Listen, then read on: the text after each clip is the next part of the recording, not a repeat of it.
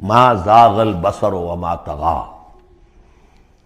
نبی کی آنکھ اس وقت نہ کج ہوئی نہ حد سے بڑھی۔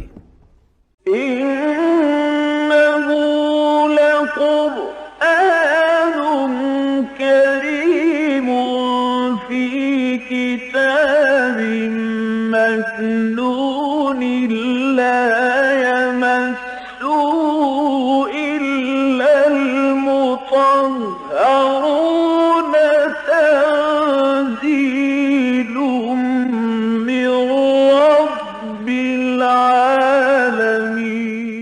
البتہ یہ کہ حضرت جبرائیل کو ان کی اصل ملکی شکل میں حضور نے اپنی ان آنکھوں سے 2 مرتبہ دیکھا ہے۔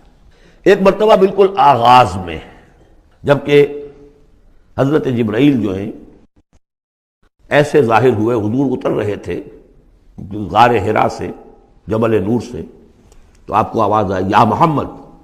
یہ پہلی وحی کے بعد جو فترت ہوئی ہے، کچھ عرصے کے لیے وحی رکی رہی، اس وقت واقعہ پیش آیا۔ آپ نے سامنے دیکھا، پیچھے دیکھا، کوئی نہیں، نظر کوئی نہیں آیا۔ پھر تھوڑی دیر آپ چلے گئے، شاید مجھے کوئی دھوکہ لگا ہے، ایسی میں نے سنا ہے، کوئی آواز نہیں تھی۔ پھر آیا یا محمد، پھر دیکھا 2-3 مرتبہ کوئی نظر نہیں آیا، کچھ خوف سا محسوس ہوا۔ تیسری مرتبہ یا محمد، تو اچانک حضور کی نگاہ اوپر اٹھی، تو حضرت جبرائیل فرشتے کی جو اصل شکل ہے اس میں وہ تھے افق پر، اور پورا افق بھرا ہوا تھا اس سے۔ تو اصل ملک کی صورت میں حضرت جبرائیل کو حضور نے اس وقت دیکھا، اور ایک دیکھا ہے پھر عند سدرۃ المنتہا، شب معراج میں، جب ساتھ آئے ہیں لے جانے کے لیے انسانی شکل میں تھے۔ کوئی سواری بھی ایسی تھی جس کو کہ براق کہا جاتا ہے، وہ بھی محسوس شے تھی، لیکن یہ کہ جہاں انہوں نے کہا 7ویں آسمان پہ جا کر کہ بس اب آگے میری گنجائش، اب آگے آپ کو اکیلے جانا ہے، اس سے آگے اگر میں گزرا میرے پر جل جائیں گے، بے سوز تجلا بے سوزت پرم، اگر یکسر منہ برتر پرم، اگر میں نے اب اس سے آگے ایک بال برابر بھی میں آگے بڑھا تو میرے پر جل جائیں گے، اب آگے آپ کا کام۔ اس وقت بھی وہ ان کی اصل شکل میں ظاہر ہوئی حضرت جبرائیل علیہ السلام۔ ما ضل صاحبکم وما غوا، تمہارے یہ ساتھی ہے لوگوں، یہ محمد نہ بہکے ہیں اور نہ بے راہ ہوئے ہیں، نہ بھٹکے ہیں۔ وما ينطق عن الهوى، اور یہ جو کچھ کہہ رہے ہیں اپنے جی سے نہیں کہہ رہے، خواہش نفس سے نہیں کہہ رہے، ان هو الا وحی یوحی، نہیں ہے یہ مگر وحی جو ان کی طرف کی جا رہی ہے۔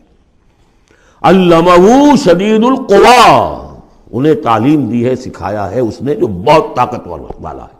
یہاں حضرت جبرائیل ہیں جو مراد ہیں۔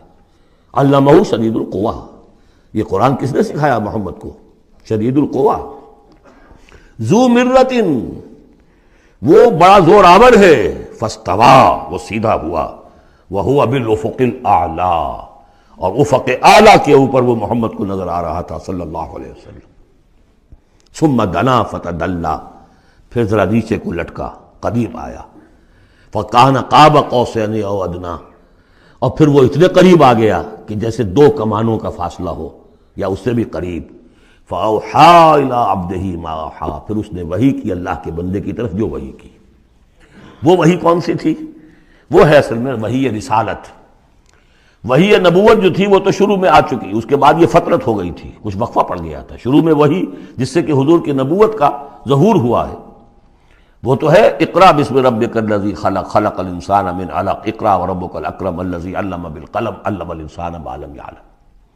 لیکن اب یہ سورہ مدثر کی آیات اس وقت نازل ہوئیں، یا ایھا المدثر، جب حضور گھر آ گئے اور پھر آپ نے اپنی اہلیہ سے کہا، خوف زدہ تھے جو بھی منظر دیکھا تھا، ملک کی شکل، فرشتے کی شکل، اب وہ تو حضور ہی نے دیکھا جو دیکھا، ہم تو نہیں سمجھ سکتے کہ آپ نے کیا دیکھا، لیکن یہ کہ اس کے بعد آپ آئے، آپ نے کہا مجھے کمبل اڑا دو، لحاف اڑا دو، لحاف اوڑھ کر آپ لیٹ گئے، تو پھر وہ وحی، یا ایھا المدثر قم فانذر وربک فکبر، اے لحاف میں لپٹ کر لیٹنے والے کھڑے ہو جاؤ اور خبردار کرنا شروع کر دو لوگوں کو۔ اور تمہاری اس دعوت کا نقطۂ آغاز تو انذار ہے، اور اس کا ہدف دنیا میں تکبیر رب ہے، رب کو بڑا کرو، اس کی بڑائی منواؤ، اس کی بڑائی نافذ کرو، اس کا نقشہ کھینچا گیا ہے۔ علمہ شدید القویٰ ذو مرۃ فاستویٰ وہو بالافق الاعلیٰ ثم دنا فتدلی فکان قاب قوسین او ادنیٰ فاوحیٰ الی عبدہ ما اوحیٰ ما کذب الفؤاد ما رأى، جو کچھ انہوں نے دیکھا ان کے دل و دماغ نے اسے جھٹلایا نہیں، یہ نہیں کہا کہ نہیں یہ کیا ہے۔ دیکھیے ایسا ہوتا ہے کہ کوئی غیر معمولی سی بات آپ دیکھیں تو ایک شخص ہو جاتا ہے میں خواب دیکھ رہا ہوں یا حقیقت دیکھ رہا ہوں۔ آنچہ نہیں بینے میں بیداری تو یارم یا بے خواب، اے اللہ جو میں دیکھ رہا ہوں یا ہم دیکھ رہے ہیں یہ بیداری میں دیکھ رہے ہیں یہ خواب میں دیکھ رہے ہیں، وہ غیر متوقع چیز۔ لیکن نبی کو کوئی شک نہیں ہوا، ما کذب الفؤاد ما رأى، یکسوئی کے ساتھ دل و دماغ اور جو بھی آپ کی آنکھ دیکھ رہی تھی ان میں کوئی کانفلکٹ نہیں تھا۔ ما کذب الفؤاد ما رأى فتمارونہ علی ما یری، تو کیا تم اس سے جھگڑتے ہو اس چیز پر کہ جسے وہ دیکھ رہا ہے؟ اقبال نے کہا نا کہ قلندر ہرچے گوید دید گوید، جو شخص اپنا دیکھی ہوئی چیز بیان کر رہا ہے تم اس سے جھگڑ رہے ہو، تمہارے لیے تو وہ ایک غیب کی خبر ہے، اس نے تو دیکھا ہے۔ افتمارونہ علی ما یری وَلَقَدْ رَآهُ نَزْلَةً أُخْرَىٰ، اس نے تو ایک مرتبہ اور بھی دیکھا۔ کہاں دیکھا؟ عند سدرۃ المنتہیٰ، شب معراج میں سدرۃ المنتہیٰ، کوئی بیری کا درخت ہے، وہ کیسی بیری ہے؟ ساتویں آسمان کی بیری، وہ آخری حد ہے، مخلوق کوئی اس سے آگے نہیں جا سکتی۔ اس سدرۃ المنتہیٰ، منتہا نہایت، حد، جہاں کی حد ہو گئی، وہاں تک حضور پہنچے ہیں، سدرۃ المنتہیٰ تک۔ اندہا جنت الماوا، اور سب سے اونچی جو جنت ہوگی جنت الماوا، وہ اس کے قریب ہی ہے، وہ بھی ساتویں آسمان پر ہے۔ یہ تو درجہ بدرجہ ترقی ہوتی جائے گی نا، پہلی ضیافت جو ہے، پہلی نزل جو ہے وہ تو اسی زمین پر ہو جائے گی، پھر جو ترقی ہوگی اپنے اپنے مدارج، اپنے اپنے مراتب، اپنے اپنے مقامات، اپنے اپنے ایمان کی گہرائی، اپنے اپنے اعمال صالحہ، اپنا اپنا انفاق مال و جان، اس کے حوالے سے درجے ہوں گے۔ اندہا جنت الماوا اذ یغشی السدرۃ ما یغشی، جبکہ ڈھانپے ہوئے تھا اس بیری کو جو ڈھانپے ہوئے تھا۔ اب تمہیں کیا بتائیں کیا ڈھانپے ہوئے تھا، تم نہیں سمجھ سکتے۔ دیکھیں کس طریقے سے اذ یغشی السدرہ، کوئی انوار الہیہ کا کوئی ایسا نزول ہے وہاں جو زبان سے ادا نہیں ہو سکتا، کوئی الفاظ نہیں ہے کہ جو ان کی تعبیر کر سکے، اس پر انوار الہیہ کا کوئی نزول ہے۔ اذ یغشی السدرۃ ما یغشی، جبکہ چھایا ہوا تھا اس بیری کے اوپر جو چھایا ہوا تھا، جبکہ ڈھانپا ہوا تھا اس بیری کو جس نے ڈھانکا ہوا تھا۔ ما زاغ البصر وما طغی، نبی کی آنکھ اس وقت نہ کج ہوئی نہ حد سے بڑھی۔ یہ دو انتہائیں ہوتی ہیں، ایک تو یہ کہ آپ کسی انٹینس لائٹ کو فیس نہ کر سکے تو نگاہ ہٹائیں گے آپ، یہ جھپک لیں گے، فیس نہیں کر سکتے اگر آپ میں ہمت نہیں، استعداد نہیں ہے۔ نبی کا ظرف اتنا تھا کہ ان انوار الہیہ کا براہ راست مشاہدہ کیا ہے، اور نگاہ آپ کو ادھر ادھر کرنے کی ضرورت پیش نہیں آئی۔ لیکن طغا ایک حد ادب بھی ہوتا ہے جس سے آگے انسان کو نہیں جانا چاہیے۔ نگاہ جو ہے اس نے بے ادبی کی روش بھی اختیار نہ کی۔ علامہ اقبال نے، واقعہ یہ ہے کہ اس آیت کو میں نے سمجھا علامہ اقبال کے ایک شعر سے، اور اکثر و بیشتر لوگ نہیں سمجھ سکے اس آیت کو۔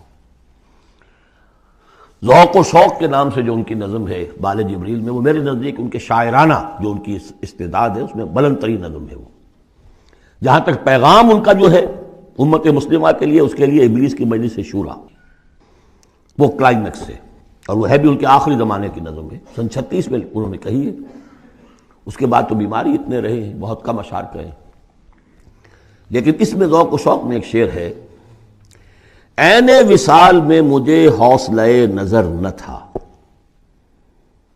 عین وصال میں مجھے حوصلہ نظر نہ تھا، گرچہ بہانہ جو رہی میری نگاہ بے ادب، میری نگاہ بے ادب بہانہ تلاش کرتی رہی کہ میں مشاہدہ براہ راست کروں، حالانکہ عین وصال ہے اس وقت، لیکن یہ کہ میرے اندر حوصلہ نہ تھا کہ میں حسن کا براہ راست مشاہدہ کر سکوں۔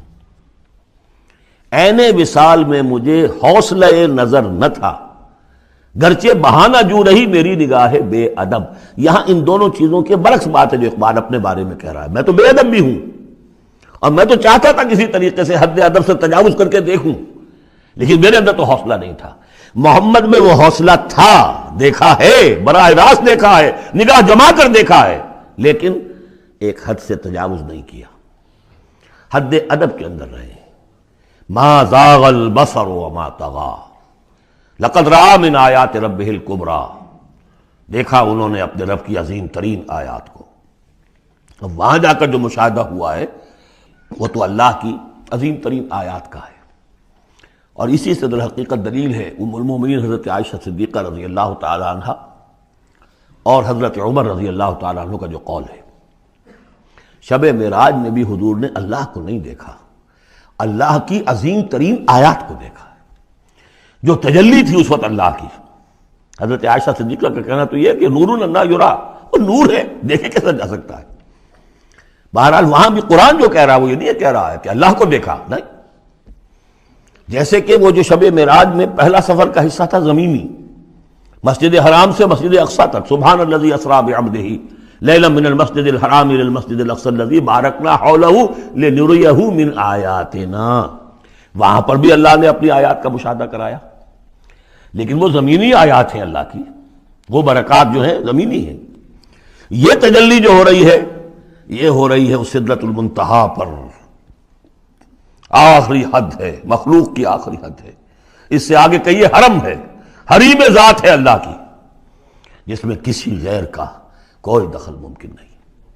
اس حد پر جا کر جو وہاں تجلیات باری تعالیٰ تھے ان کا مشاہدہ کیا ہے۔